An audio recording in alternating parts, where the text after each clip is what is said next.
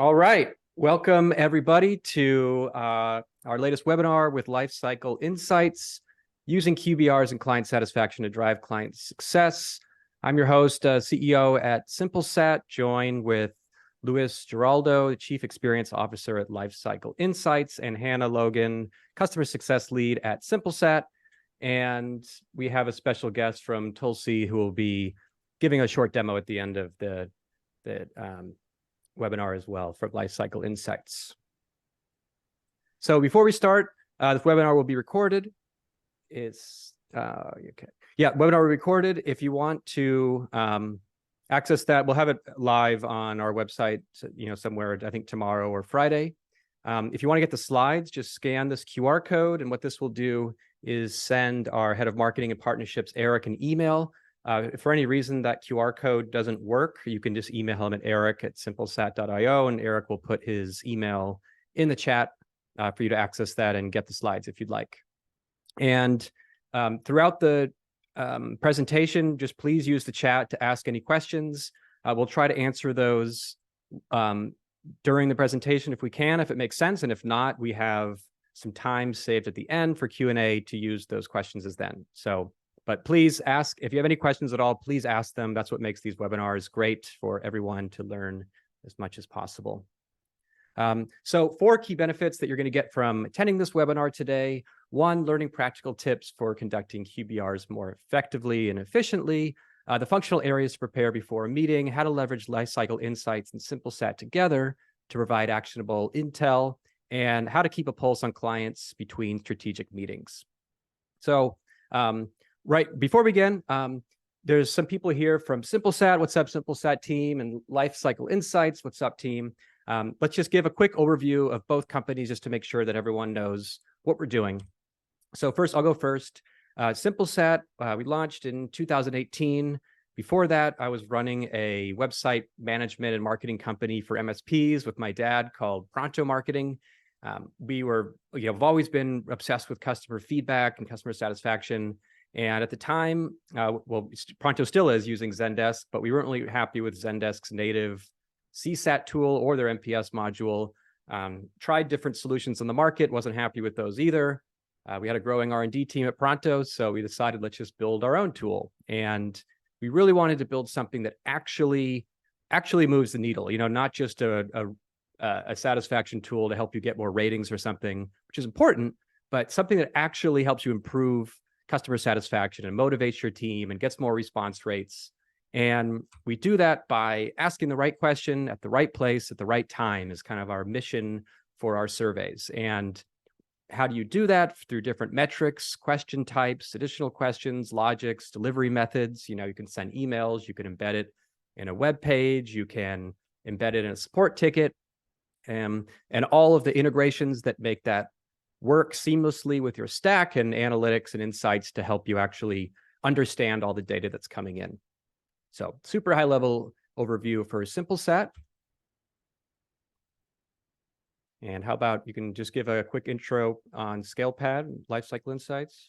For sure. So with Scalepad, one of the things that we have sort of as a core pillars of how we build products, but also how we try to present these to our partners is this thing we call the Automate, Standardize, Strengthen, and Increase framework.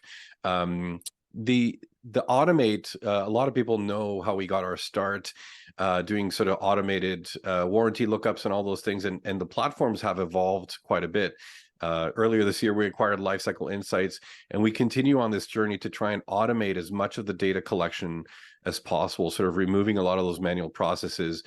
We see a big opportunity for MSPs to standardize on those processes, deliver things more efficiently, more effectively, try and remove a bit of the manual labor involved in all those types of activities, as much as reasonably possible, of course. But these things all help strengthen client relationships, the communication piece. With both Lifecycle Insights and Lifecycle Manager, we try to help MSPs more easily have conversations that are easy for the client to understand. Simplify what they know about their networks, what they know about their digital maturity. And ultimately, those things are going to help democratize your team's ability to have conversations as well. One of the challenges MSPs have, as you know, Cory, is that sometimes only the owner at a small shop is having sort of client-facing conversations. But there's an opportunity for everybody to get involved. And the result of doing all these three things, of course, is you're increasing profitability, increasing maturity, operational drive, and efficiency. And so I think all these things work quite well together. And it's with this sort of mantra that we approach building products, generally speaking. Now, we do have a number of products. The next slide, let me see if I can actually do this. I think you gave me control. There we go. You got it? Great. So I mentioned Lifecycle Manager and Lifecycle Insights. Today, we're focusing on Lifecycle Insights and the QBR and vCIO process. So we'll get into that in more detail. Inside our Lifecycle Manager product, we also offer a services marketplace where people can extend the warranties of servers, networks. We offer a workstation assurance program, which is an advanced replacement program for workstations. And our newly introduced IT asset disposal, currently only available in the US, but hopefully expanding to other geographies very soon. Our Backup Radar product, which abstracts the layer of reporting and compliance and ticket management, so you can have multiple backup platforms if you need them, and still be able to centrally manage your reporting and ticket management. We have a BI tool for Enterprise Managed Call Cognition 360, super powerful to give you actionable data and reporting on the things that can really improve your business. And lastly, Control Map, which is our GRC platform, governance, risk, and compliance tool, helps MSPs manage compliance as a service for all their clients, supporting over 35 plus frameworks in there, including SOC 2, ISO 27001, CIS, CMMC, and a number of other regional compliance frameworks across the world.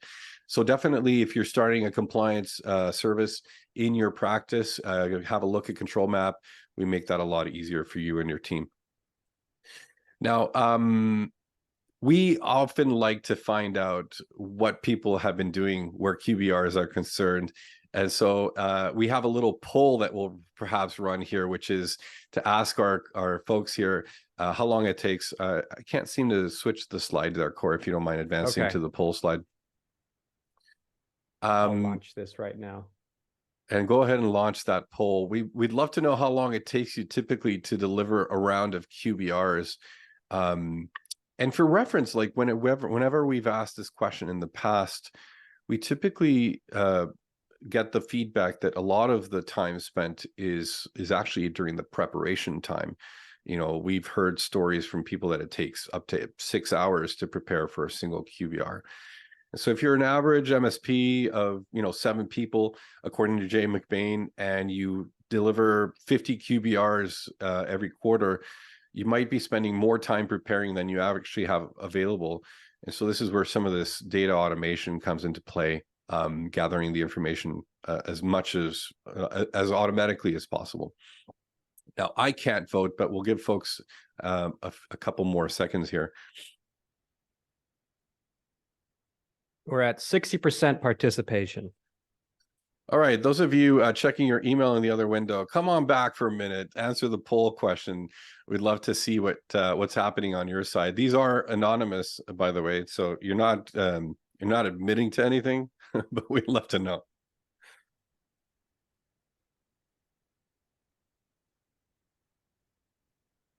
%70%, pretty good. All right, I think that's good. Okay. Let's share the results. Yeah, let's see what happens. They never end.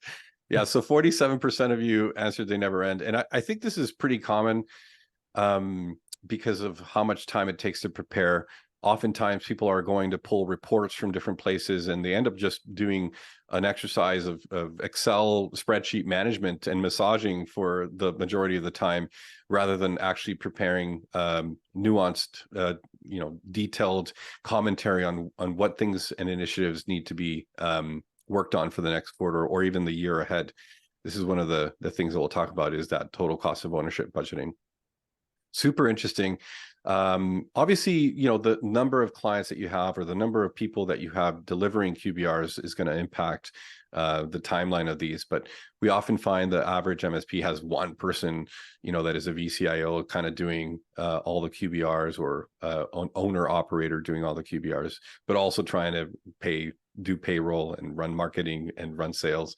So there's a lot of shared hats here for sure. All right. Are you able to move on? No, it doesn't seem like it's letting me Okay, control, can you try but, again? Maybe I just had, because I have two screens and it wasn't locked in. Still can't? Okay, cool. All right, so this herein lies the challenge. Really implementing and delivering a QBR or vCIO process at scale is difficult, and there's some interesting data that the industry has delivered us in the last little while. Just early as or recently as this year, Peter Kujawa from Service Leadership gave this statistic that 31% of MSPs are not profitable. And it's pretty impactful because, you know, we see a lot of people getting their start as an MSP doing break fix. It seems to be sort of the rite of passage. You start doing break fix because it's the easiest way to sell your services. And then it's a really interesting 2-year, 3-year process to migrate into this recurring revenue way of doing business. And it just doesn't seem like people that get their start as a small shop can do it any differently for whatever reason. But during that time, a lot of MSPs are not really profitable. They hit a glass ceiling.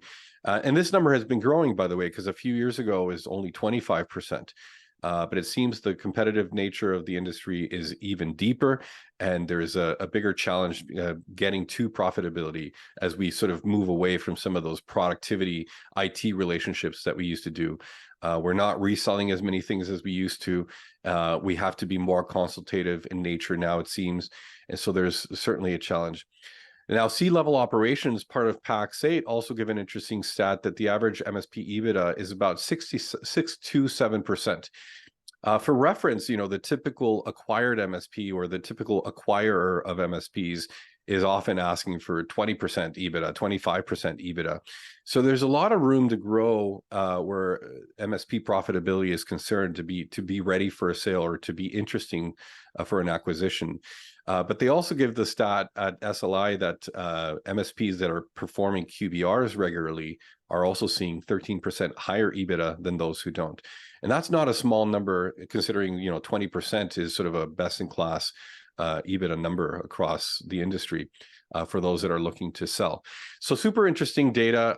I'm curious to know if folks, you know, drop a note in the chat. You know, are you finding that profitability is sort of a little bit of a roller coaster? You know, do you find that QBRs are regularly contributing to your revenue and profitability? And this is something that we hear oftentimes from everybody in the industry academically, is that QBRs are the #1 way to continue generating project revenue. And of course, keep those clients moving forward in their IT strategy and such. So QBR season, what does that feel like? Let's hit the next slide, Cory. I have often come across this feeling as an early stage MSP when I was 1 person, 2 people. You know, you kind of set your mind, we want to do QBRs, and you get to sit down with the client, and the client has other plans for you. And so, hey, I'm having a problem with my email. Can you fix this? And suddenly your whole QBR process is derailed. And this is a real challenge. I think MSPs, owner operators, technical folks are definitely more in the side of wanting to help the client, and they will often jump at the opportunity to solve a problem or fix an issue. So we have to sort of stay strong to the purpose of the QBR, talk about those IT strategy goals and such. The other thing is, I think clients lose the entire reference points of how old their stuff is. Time moves very fast these days, and so what they think is a 2-year-old computer might actually be a 4 or 5-year-old computers. And so it's important to be doing these reviews on a regular basis and be planning for those budgetary lifecycle replacements of devices. That way, you're not surprising clients when things suddenly get old or productivity starts to show its decline. One of the things we've talked about a long time ago, or for a long time rather, with Lifecycle Manager is how, interestingly, productivity has this thing we call the bathtub curve. And devices have a high likelihood of failure early in their life cycle, and then they kind of flatten out, but then their likelihood of failure increases over time. And that's a bit of that bathtub curve. But productivity suffers a similar fate in that people start to see small productivity declines, and it's not a big deal from one year to the next, but over the course of 2-3 years, productivity might be impacted to the point where, you know, a client of theirs is calling them and she's like, oh, hold on, my computer is slow. And I'm sure everybody has had that type of response from an agent when calling into support somewhere. So what are some of the pitfalls? I think there's a lot of things that can go wrong. I think we start with reporting on activities. We love showing how many tickets we solved, how much time we spent on tickets last month. And I think these focus on activities, obviously not on the outcomes. The key thing to try and do is work with the client on what the things they want to do from a business outcome perspective are, and then work on those things. The other thing is, during business conversations, again, we kind of relent and we end up having tech problem conversations. We have to keep those conversations separate, set agendas for your meetings. Super important to keep that stuff moving smoothly throughout the QBR conversation. Another issue is I think we make the assumption that clients understand what we're saying.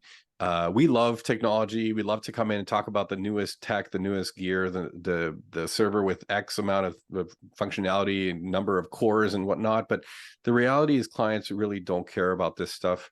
And so we kind of have to focus again on those business outcomes.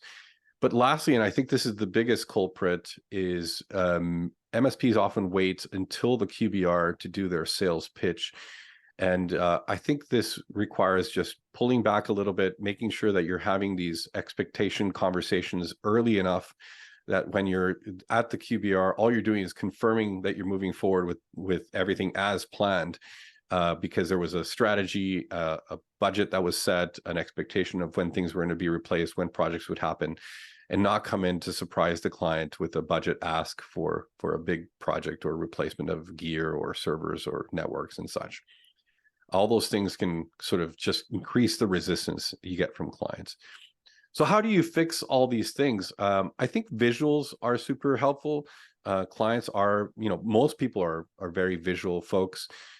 If they see, you know, red or a bomb icon or something that sort of indicates that there's a problem, I think that's more memorable than just trying to scare the client into do projects. Ultimately, they want to see things in the green most of the time. Facilitating the conversation, helping the clients understand their own risk is a big part of, I think, fixing this problem. If they don't understand the risk, maybe they don't understand what decision is required to move forward.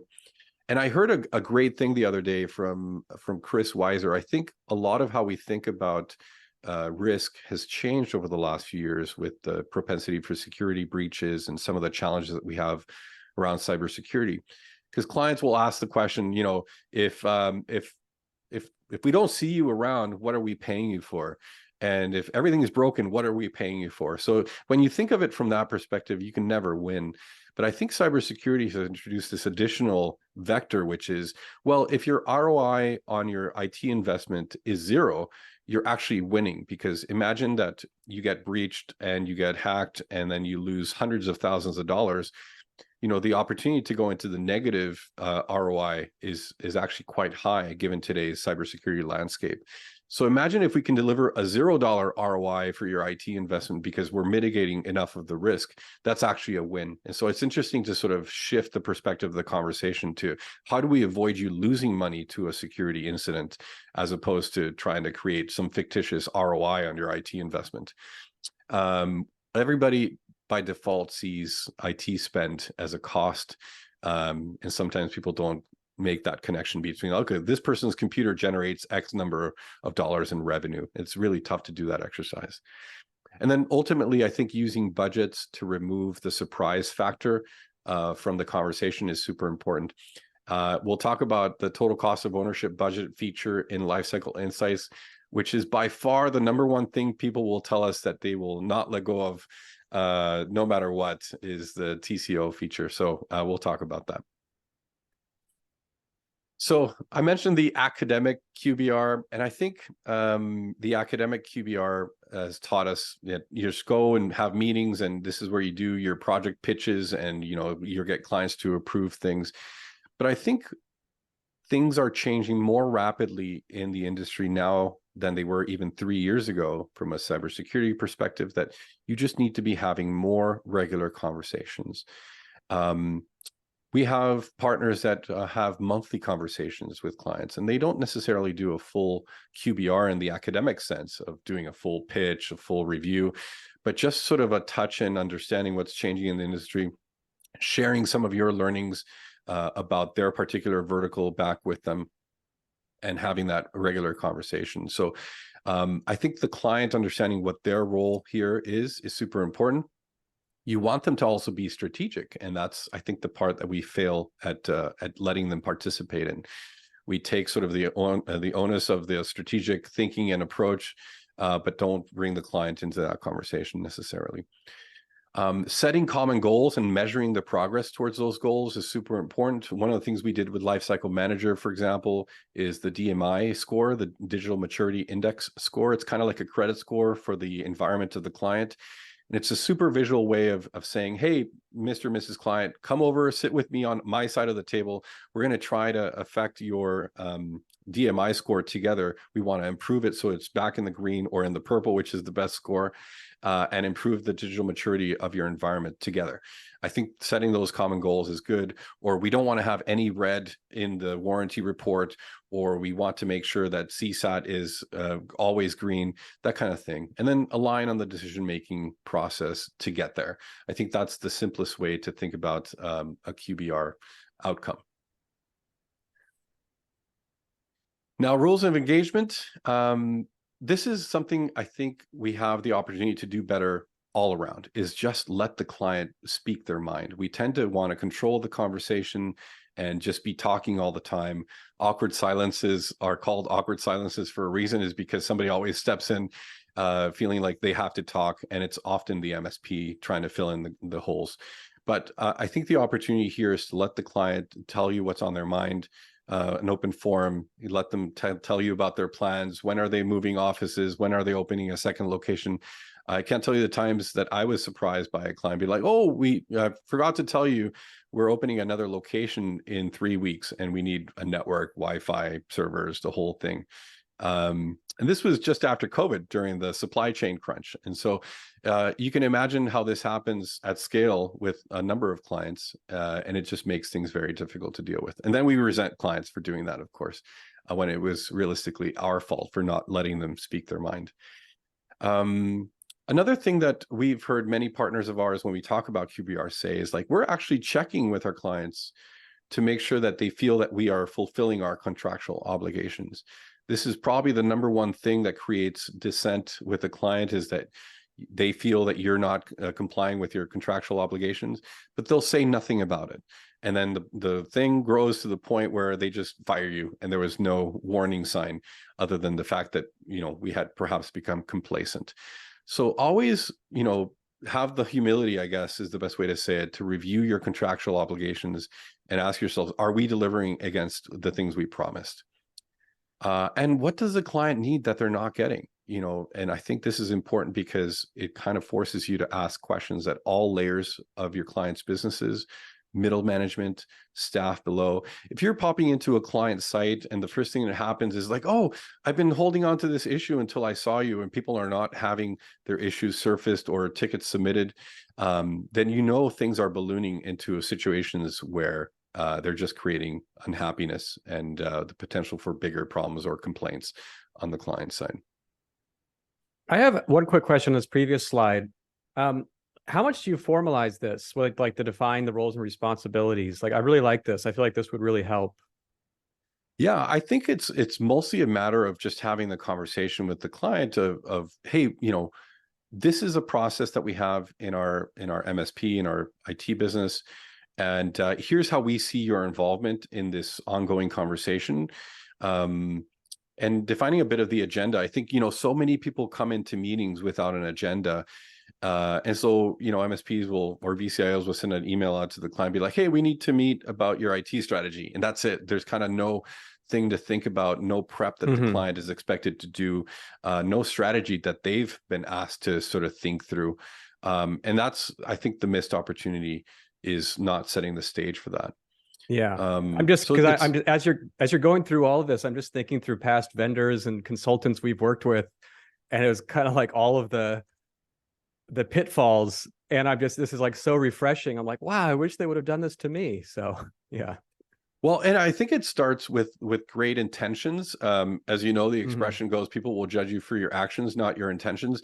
And I think it's easy to get a good idea of like, this is what we want to do. And you have a great start, super energetic, and then kind of things get a little complacent and you stop having those conversations. Another thing that I think is difficult that we've inherited from how IT used to be is that things weren't changing as frequently, or the landscape wasn't as much of a cybersecurity focus as it is today. And so as recently as 5 years ago, maybe you had clients that you were okay having a once a year conversation about their IT strategy because that was enough. But I think cybersecurity just doesn't wait for anybody anymore. And a once a year conversation is not enough. I think a lot of people will still say, oh, well, some clients maybe don't need anything more often and you don't have time for that many monthly QBRs or quarterly QBRs. And so just do what you can. But I think it's a mistake. And potentially the biggest error is just falling off of the wagon of doing them consistently. And so I think just setting out to do the regular conversations is more important. It's kind of the same thing around sales and marketing. A lot of people expect big change from one-time activity, and that's not normally how it happens. So just the consistency is important. The expectation of the client's participation in that consistency is important. I mean, I'm preaching to the choir. Everybody knows how difficult it is to get your small business clients to a meeting sometimes, and oftentimes they just don't have the time of day for you. But this expectation has to be set prior to signing the contract, because otherwise you just let them get away with murder, literally, and it's your murder in the end, because you're going to get fired for not managing their IT, or the sense or perception that you're not managing their IT. Hopefully that kind of answers the question a little metaphysically, but absolutely. I think it's a real problem. Yeah. So strategic meeting outcome, 100%. I think this is the thing that needs to actually be said out loud. What are your goals and where are you in relation to those goals? And I think, like most small MSPs, a lot of small business owners have not really thought about long-term goals. And many of them are either in a lifestyle business or just kind of getting by, fighting the fires day to day, but haven't really had time to think about longer term strategy or planning. Now, this, of course, changes as businesses get a little bit larger and you start to work with the 50-person business, the 100-person business. As soon as they add layers of management and strategy and all those things, I think the way clients work changes. And hopefully you're not falling behind. We always talk about how it's important to match the MSP's operational maturity with the client's operational maturity. And there's a little bit of give, but when the client is way more mature than the MSP, there's going to be a problem, and the reverse is also true.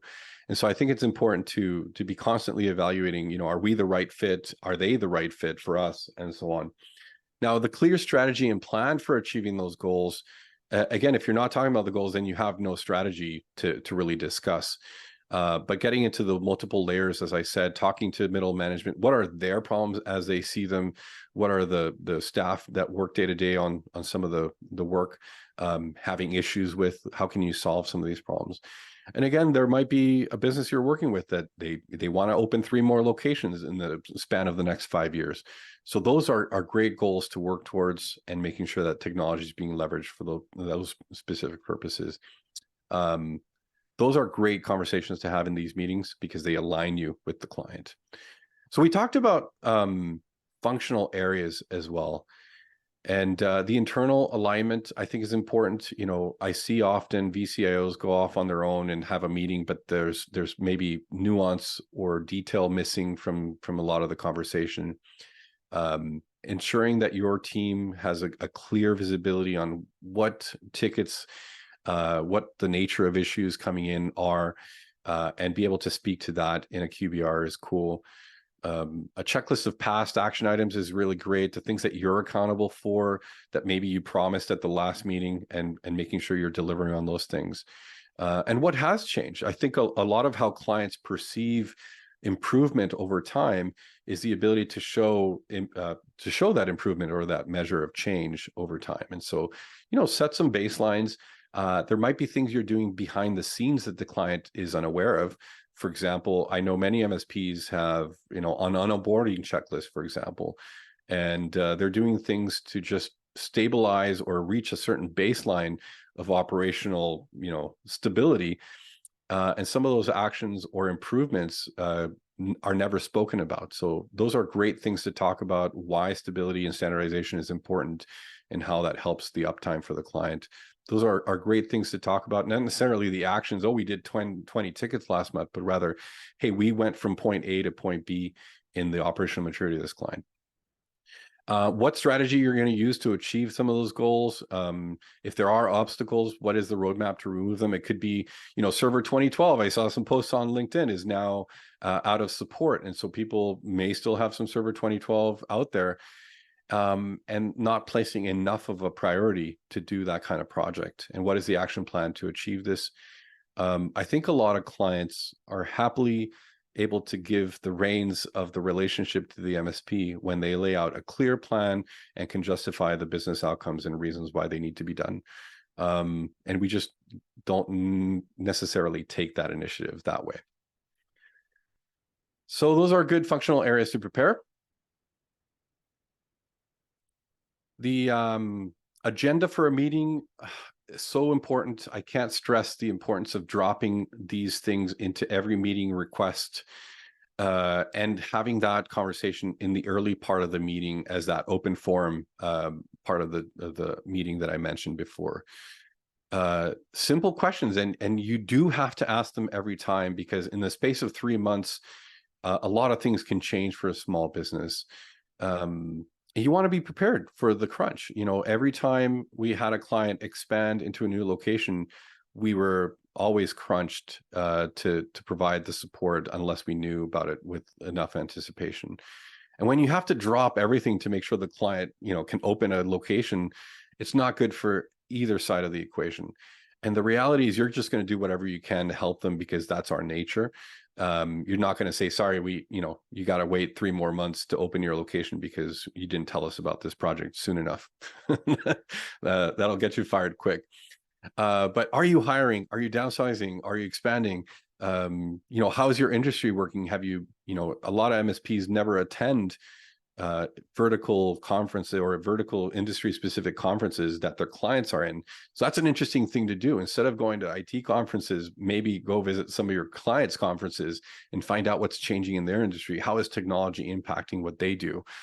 That's super interesting to learn about and talk about with the clients. They're more interested in that than whether you have 2 or 4 cores on that server you're installing. And what is something technology could do for you? It's an incredible open-ended question that maybe clients don't think about enough. But I can tell you, I've helped clients move from a very paper-heavy process to an entirely digital process that absolutely revolutionized the way they work. But they were resistant to it because nobody had really talked them through how to do it or what benefits they could get from it. So there's an opportunity like that sitting inside of every client, and we just haven't had the conversation yet. Any questions so far? I think I'd love to know if this is, death by common sense here, or if you're seeing sort of an opportunity to renew a bit of your desire to do these things more consistently, because I think the challenge is just the consistency of it, and whether we're doing them on a regular basis. I've learned a lot. Love it. And now, in Lifecycle Insights, we talk a lot about assessments and recommendations, and this is probably the easiest way to get a high-level view of where clients' opportunities are. And so you can create your own custom templates for things of how you run your operation and how you deliver a strategy for your clients. And then that assessment template gives you the ability to score all your clients across the same set of baseline items. And so this gives you a great standardized way of approaching all your clients in the same manner, and then presenting these things as your common goals that you want to discuss through meetings. It helps you prepare for roadmaps based on their specific risks or lower scores, the things that you want to focus on over the next quarter or next year, perhaps, or 18 months. And what risks exist that they need to be aware of and that you want to track progress. And these are the types of things you want to revisit every QBR to be able to look back and say like, yeah, we had all these risks when we started, and we've sort of slowly poked at them and reduced a lot of the risk that existed in the environment. These reports, once you've done the initial legwork of setting up the assessment and doing the reviews, these reports are literally a couple clicks away, very easy to prepare for a QBR meeting and present this to your clients. The budgeting we've mentioned a couple times, and the total cost of ownership budgeting is one of those things that I think we don't do enough. We don't understand all the different moving pieces from a budgetary perspective that the client attributes to IT. And as you know, anything that plugs into the wall is an IT thing or an IT problem.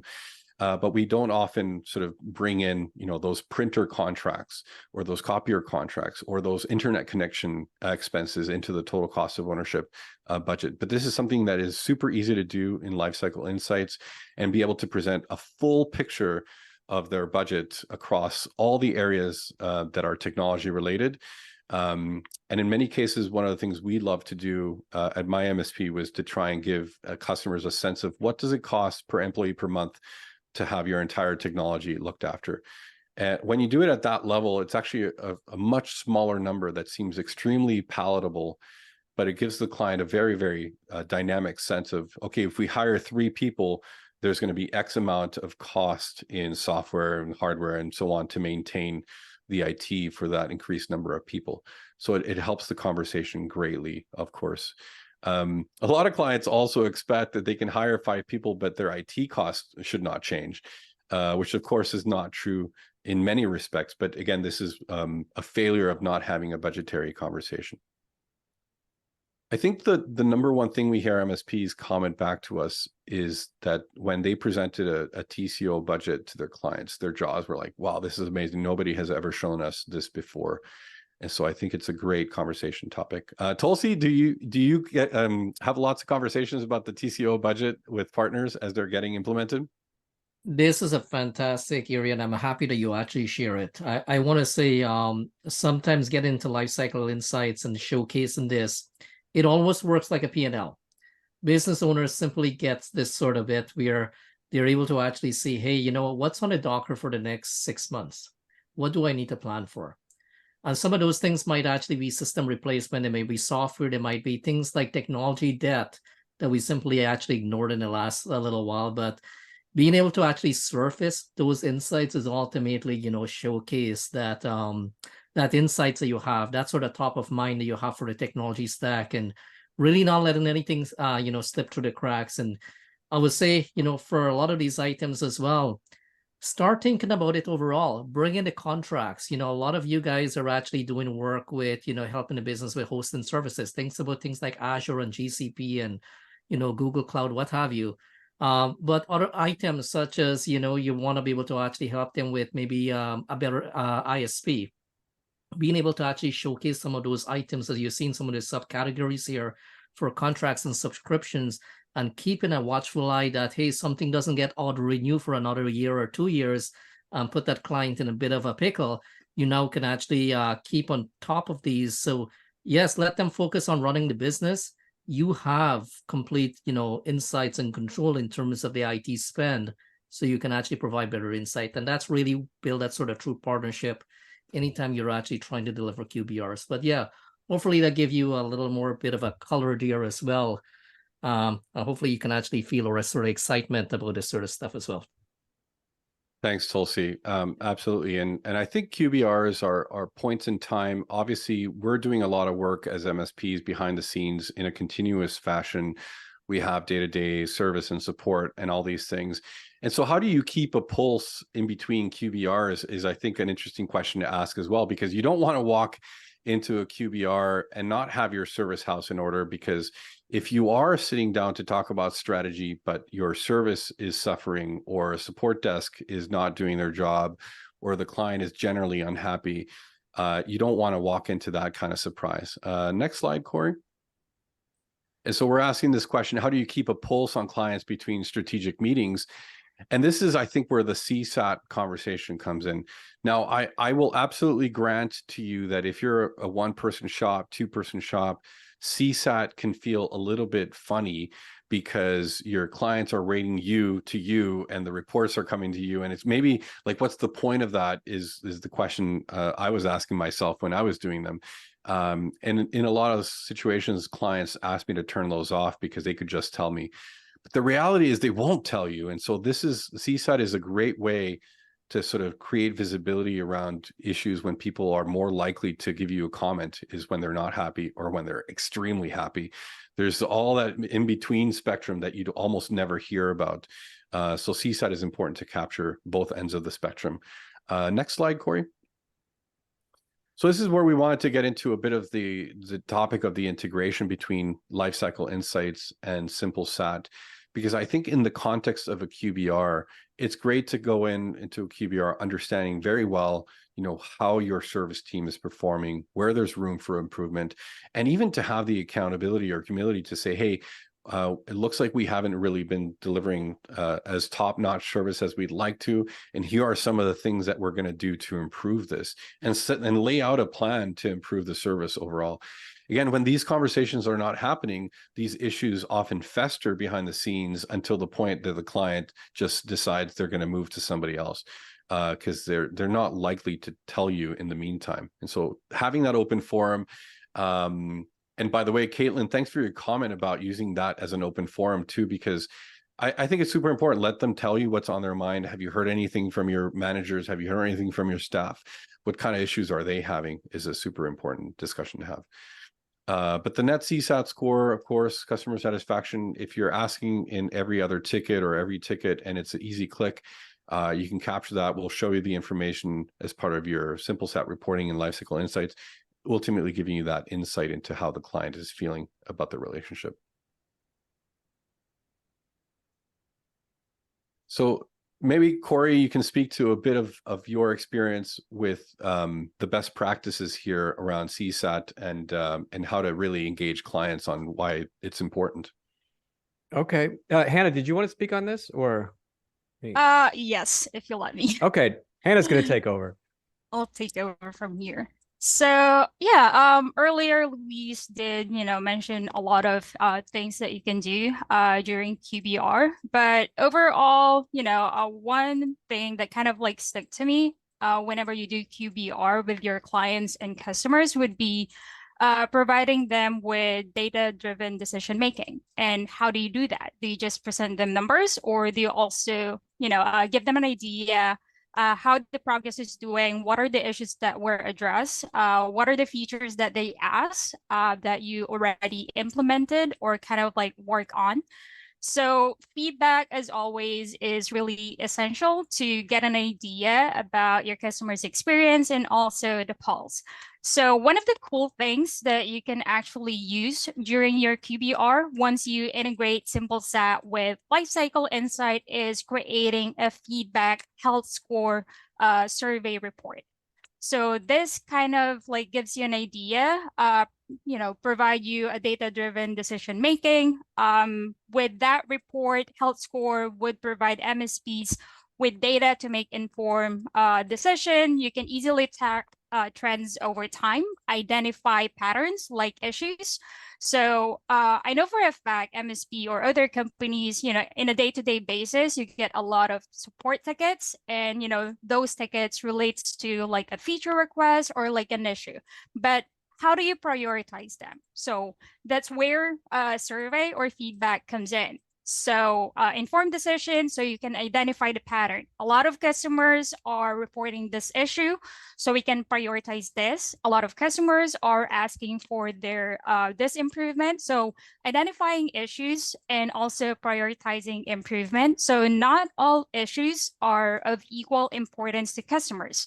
So a survey health score can actually help MSPs prioritize improvement and addressing issues by highlighting areas with the greatest impact of overall satisfaction of all of your clients. So this will help you a lot in terms of allocating resources more effectively and also efficiently. Also, I did remember, like Luis mentioned earlier during QBR, besides presenting data, you also want to know, what's on their mind. Are we meeting, the contractual obligations? Is there anything that the client needs from us that they're not, telling us or that they're not getting? So that's where survey comes in. You can send them a CSAT for any support related ticket. Make sure that the issue that they experienced in the past is something that you would address to make sure that the whole experience throughout their life cycle would be, seamless and great. It would just improve over time instead of, going backwards. So things that you can actually leverage would be, Luis mentioned earlier, if they're not saying something or, you want to know what's on their mind, do they need something and things like that.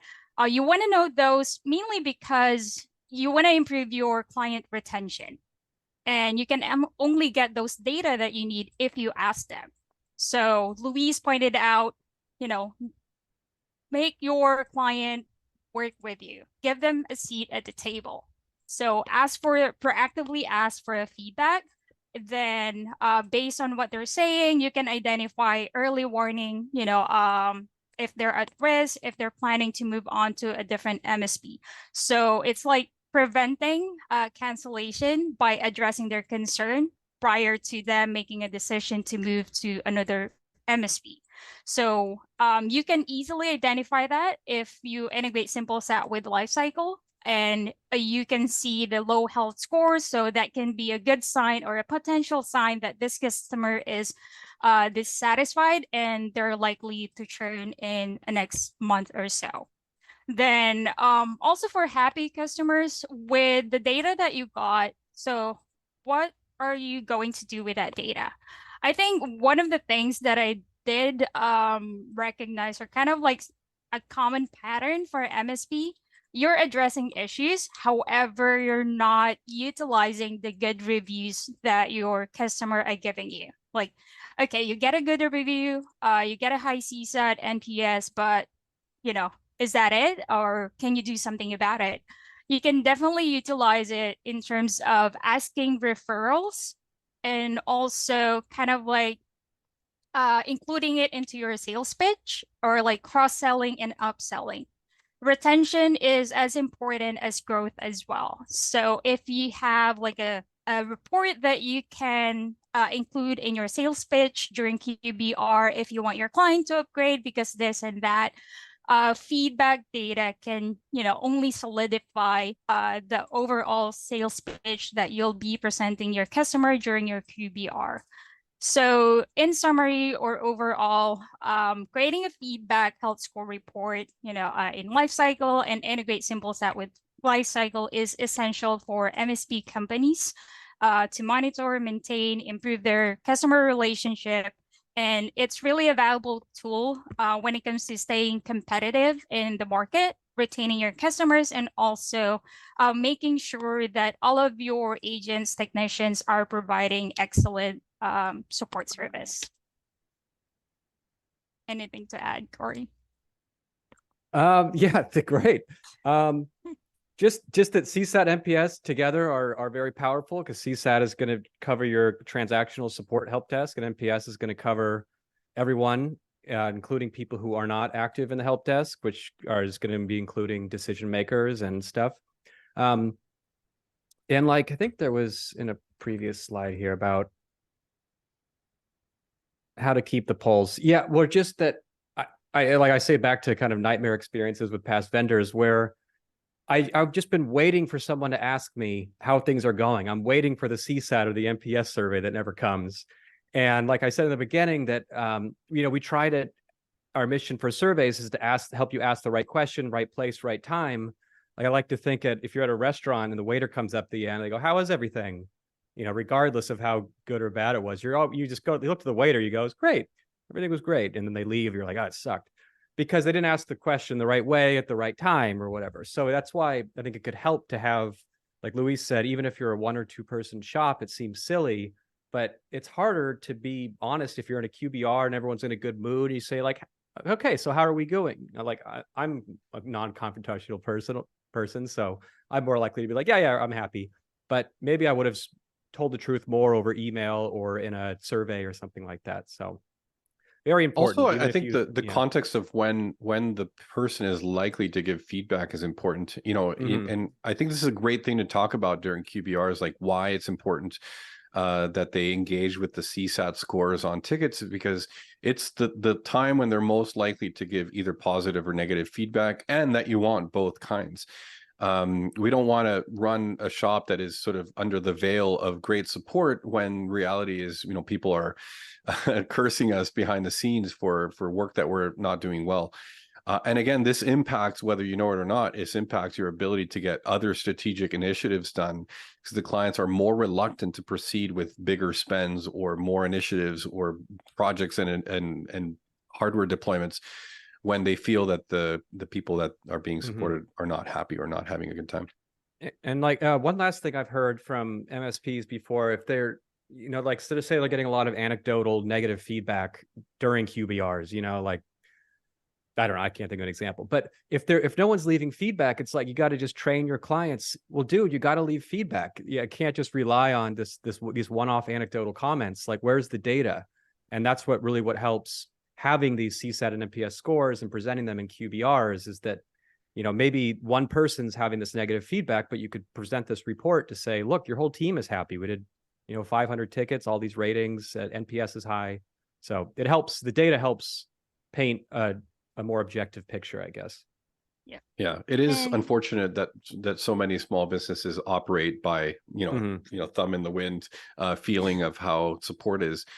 So the data is 100% important. It's a way to save your own bacon in a situation where the owner thinks one way, but clearly you've been delivering great service, contractually fulfilling your obligations, and you can, stand up for yourself in that situation. We'd love to think that every client is a dream client and that relationships are all, fuzzy and cozy, but the reality is there's going to be ebbs and flows to that, and it's good to have the data to back up your defensibility on your levels of support. Okay, we're almost done here, but if we could answer one or two questions, if anyone wants to ask anything in the chat.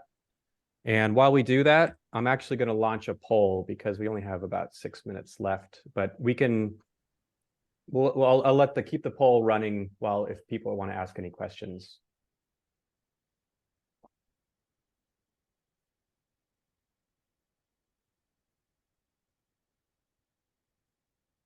Oh, sorry. I skipped a demo. How about, so I launched the poll. I'm just going to keep this up, but Tulsie, you want to go ahead with the demo? Yeah. Let me actually showcase this quickly. Okay. Just gonna Want me to stop share my sharing? screen out. Okay, I got cool. it.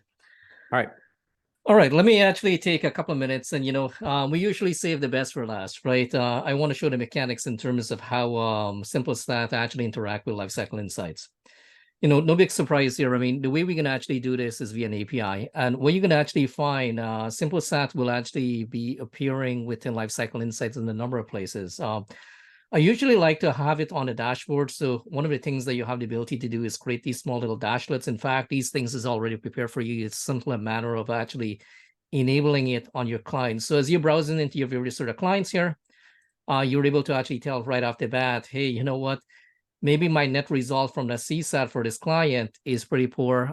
If there is some gaping holes, we can actually be aware of those things right off the bat, right? So if we get in a whole lot of sort of negative sentiments coming in, it's not that, we're going to wait till the final moment to actually discuss this with the client. You might want to be proactive in this case, try to start drilling in and see, what are some of those sentiments coming back? And is there something that we can immediately address, or do we actually wait for a QBR with a client? The last thing, sometimes you want to wait for something panning out a couple months later to discuss with a client, especially if it's actually impacting a business or impacting an end user experience right now. Now, from here, you can actually drill in, right? And these reports, as we are, perhaps you're going to want to actually do some filtering in here. If you want to actually search by users or search by certain response, right now I have some sample data, but the idea is, maybe Nick is actually submitting a whole lot of sort of response. I can actually filter in just the maybe Nick's commentary. The other sort of element that we actually provide in here is to do a level of swatch. And so if you want to actually maybe swatch out that, well, we appreciate all the sort of positive sentiments that's coming in, but perhaps we want to actually focus in on some of the stuff that might be in red here. You absolutely can do that. and even jump directly into the actual Simplesat platform in this case. Perhaps there's some more deep dive that you want to do, and of course a level of filtering. Now, where you're going to actually find this information as well, actually getting passed through, is ultimately, let me actually get this out of the way, hide my meeting control, is in the customer success module. And where you're going to find CSAT within here is ultimately going to be contributing to the health. So of course you want to have healthy customers. You want to have customers that is actually being, profitable, that's driving revenue, and certainly going back to EBITDA that we were talking about earlier in the presentation. And if client SAT is not something, I mean, you're looking to maybe sell your MSP or sell your business ultimately down the line as a particular exit strategy, this is what you're going to want to actually discuss with potential investors, right? Yeah, it's great that we are maybe having a great technology stack deployed for the client, but if we're dealing with from an employee point of view that's sitting at the customer base and everybody seems to be, quite unhappy, we are getting sort of 50% success and SAT overall, this might be a leading indicator that we might actually have some work to do in that area as well. So you're ultimately going to want to review, of course, a number of different sort of elements that's contributed to somebody's health. And of course, dive into it and see if there is some areas of actually improving. But, that's what I want to quickly share at a high level. Of course, you can actually take a lot of this sort of data set that we are seeing here and bring it into the actual formalized QBR report. That's going to be, maybe a 10-page document. Maybe it's a 90-minute sort of review. It can easily be a 30-page document talking about everything from assessments to license information to tickets, what have you. But overall, this is a fantastic way to actually gain some, immediate insights, right from the platform. But yeah, I'm going to go ahead and actually, round off here. And Cory and Luis, I'm going to actually hand things back to you. And this is why Tulsie is an actual rocket scientist on this stuff. Thanks, Tulsie. Awesome little Absolutely. demo. How did that poll do? I guess it's an end of webinar poll. We don't have to share the results, but Eric, we were chatting before he set us up with the polls, and Cory, thanks so much for having me come out to do this, because I think there's a constant reminder required of the effort and consistency needed in QBRs and regular strategic meetings. That is never too much. There's a great corporate saying I heard a few years back, which is, you can never over communicate certain things.